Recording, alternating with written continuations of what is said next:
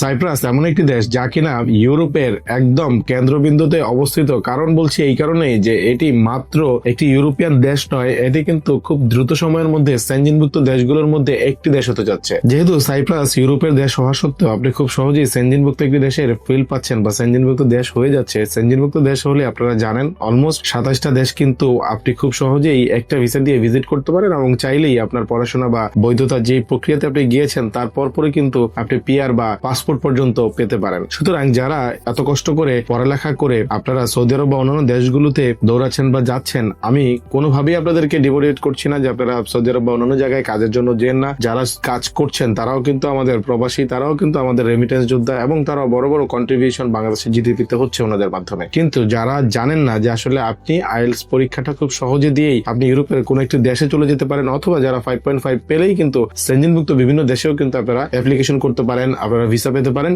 এবং আপনারা যেই টাকাগুলো খরচ করে অন্যান্য দেশে কাজের জন্য যাচ্ছেন তার থেকেও কম খরচ বা অনেক সময় সমসাময়িক খরচ করেই সেই দেশগুলোতে কিন্তু খুব সহজেই ভিসা পাবেন।